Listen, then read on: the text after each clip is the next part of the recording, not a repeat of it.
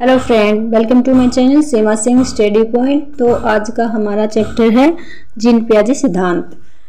आज का हम पढ़ेंगे जीन पियाजे सिद्धांत की थ्योरी। तो चलिए पढ़ते हैं।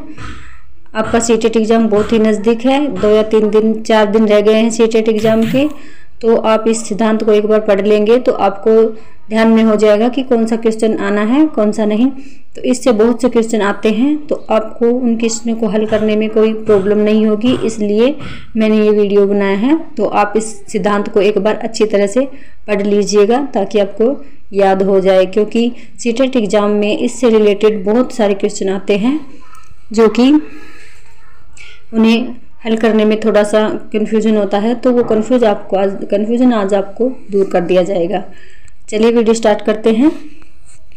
जीन पियाजे सिद्धांत, संज्ञानात्मक सिद्धांत। जीन पियाजे को विकासात्मक मनोविज्ञान का जनक भी माना जाता है और जीन पियाजे का जन्म 1886 में स्विट्जरलैंड में हुआ था। ये मेन पॉइंट है। जो भी मेन पॉइंट हो आप उसको ध्यान में दीजिएगा और अपने नोट्स बना ले, लिख ले या स्क्रीनशॉट ले लें आप, जिनसे आप इनको याद कर सके। आगे देखिएगा। जीन पियाजे सिद्धांत एक बेहतर दार्शनिक व साइकोलॉजिस्ट थे। जीन पियाजे महोदय एक सबसे महत्वपूर्ण योगदान संज्ञानात्मक विकास के सिद्धांत में माना जाता था। आगे देखिए। जीन पियाजे सिद्धांत पियाजे की सर्वप्रथम the language of that of child पुस्तक 1923 में लिखी थी। जीन पियाजे ने यह पुस्तक लिखी थी। आगे देखिए।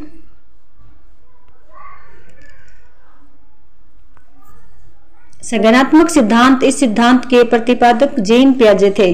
संज्ञानात्मक सिद्धांत के प्रतिपादक कौन थे? जीन पियाजे साहब। निवास कहाँ के थे? ये कहाँ के निवासी थे? तो ये है स्विट्जरलैंड के निवासी। आगे देखिए।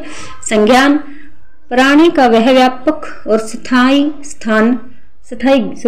ज्ञान है। संज्ञान प्राणी का वह व्यापक और स्थायी स्थान है जिससे वह वातावरण के माध्यम से ग्रहण करता है, जिसको वह वातावरण के माध्यम से ग्रहण करता है। आपको एक एक पॉइंट अच्छी तरह समझ में आएगा, तो वीडियो को पूरा देखिएगा। संज्ञान विकास शिष्यावस्था से प्रारंभ होकर जीवन पर्यंत चलता रहता है। संज्ञान विकास कैसे होता है?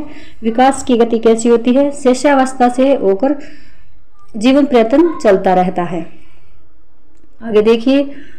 जीन पियाजे का सिद्धांत 4 स्तरों में वर्गीकृत किया गया है जो कि इस प्रकार हैं। आगे देखिए कौन सी अवस्थाएं हैं। पहली है संवेदिक गामक अवस्था, दूसरी है पूर्व सक्रियात्मक अवस्था, तीसरी है मूर्त सक्रियात्मक अवस्था और चौथी है औपचारिक सक्रियात्मक अवस्था। आगे देखिए। इन अवस्थाओं को हम अच्छी प्रकार समझते हैं। पहली देखिए संवेदिक गामक अवस्था, ये 0 से 2 वर्ष की होती है। ये ध्यान दीजिएगा, ये मेन पॉइंट है, इनसे कई क्वेश्चन बन के आते हैं। दूसरी होती है पूर्व सक्रियात्मक अवस्था, ये होती है 2 से 7 वर्ष की। तीसरी है मूर्त सक्रियात्मक अवस्था, ये होती है 7 से 11 वर्ष की। चौथी है औपचारिक सक्रियात्मक अवस्था, ये होती है 11 से 18 वर्ष की। आगे देखिए। संज्ञानात्मक विकास की कौन कौन सी अवस्थाएं होती हैं, ये अवस्थाएं हमने बता दी हैं। आप इनको एक बार फिर से दोहरा लीजिएगा, आपको याद हो जाए। ये है संवेदिक गामक अवस्था 0 से 2 वर्ष की। ध्यान दीजिएगा, यहाँ से यह अवस्था जन्म से 2 वर्ष की अवस्था होती है। यह वस्तुओं को देखकर, सुनकर, स्पर्श करके, गंध के द्वारा तथा स्वाद के माध्यम से ज्ञान ग्रहण होता है। आगे देखिए। संवेदिक गामक अवस्था 0 से 2 वर्ष की, इसी अवस्था में है भाई ये भी बच्चा इंद्रियों के द्वारा कार्य करता है। दूसरा परिचितों की मुस्कान के साथ स्वागत करता है तथा आप परिचितों को देखकर भय का प्रदर्शन भी करता है। कई बार बच्चे ऐसी प्रक्रिया करते हैं जो आपने देखी होगी, आपके घर में छोटे बच्चे होंगे तो आपको उनको देखते होंगे, बच्चे कई बार ऐसी प्रक्रिया करते हैं, जैसे आँख, नाक, कान, त्वचा, नागक क्रियाएं, यहाँ गामक क्रियाएं हैं, पकड़ना, खेलना, लिखना आदि। आगे देखिए पूर्व सक्रियात्मक अवस्था। ये अवस्था 2 से 7 वर्ष की है, पीछे भी बताया था 2 से 7 वर्ष की अवस्था होती है। इस अवस्था में बालक पड़ोसी बच्चे के साथ खेल खेलते हैं और बालक शब्दों व प्रतीकों का प्रयोग करता है, प्रतीकात्मक खेल खेलते हैं। आगे देखिए ये भी इसी अवस्था में है, 2 से 7 वर्ष की अवस्था में पूर्व सक्रियात्मक अवस्था। खिलौनों की आयु इसी अवस्था को कहा जाता है। कौन सी अवस्था को कहा जाता है? खिलौने की आयु पूर्व सक्रियात्मक अवस्था को। इस दौरान उसमें भाषा का विकास प्रारंभ हो जाता है।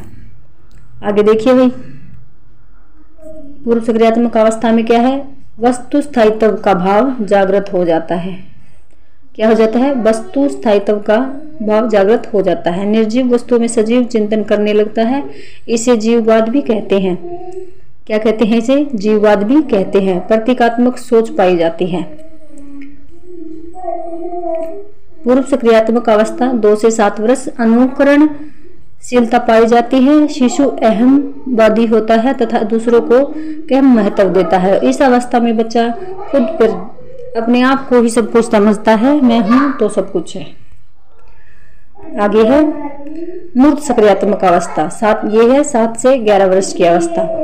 इसमें देखिए यह 7 से 11 वर्ष की अवस्था होती है। इस अवस्था में बालक का चिंतन और तर्क करना शुरू हो जाता है। जैसे इस अवस्था में बालक दिन, तारीख, समय, महीना आदि बताने योग्य हो जाता है। और मूर्त सक्रियात्मक अवस्था ये 7 से 11 वर्ष तक होती है। ध्यान दीजिएगा 7 से 11 वर्ष तक होती है।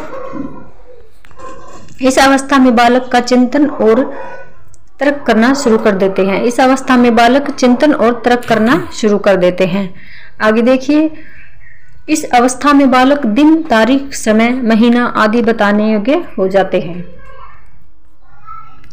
जीन पियाजे का सिद्धांत। इस सिद्धांत से आपके 10 नंबर पक्के हो गए हैं। अगर आपने सिद्धांत को अच्छी प्रकार से पढ़ा है तो आपके 10 नंबर एग्जाम में एकदम से अच्छी प्रकार से तैयार हो गए हैं। अगर आपने सिद्धांत अच्छी प्रकार से पढ़ लिया है, मैंने चारों की चारों अवस्थाएं आपको अच्छी प्रकार समझा दी हैं। सीटेट एग्जाम में इसमें से बहुत से क्वेश्चन आते हैं जिसको आप अच्छी प्रकार से कर पाएंगे। और वीडियो अच्छा लगे तो लाइक और सब्सक्राइब जरूर कीजिएगा, क्योंकि आप वीडियो देखते हैं पर सब्सक्राइब नहीं करते तो कर दीजिएगा। आगे देखिए इसमें जीन पियाजे के संज्ञानात्मक विकास के सिद्धांत के अनुसार बच्चों के लिए अधिगम 4 चरणों में होता है। उनका सिद्धांत बुद्धि की प्रकृति को समझने के साथ साथ बच्चों को ज्ञान कैसे प्राप्त करता है इस पर भी ध्यान केंद्रित किया जाता है। इसके 4 चरण कौन कौन से हैं देख लीजिएगा एक बार।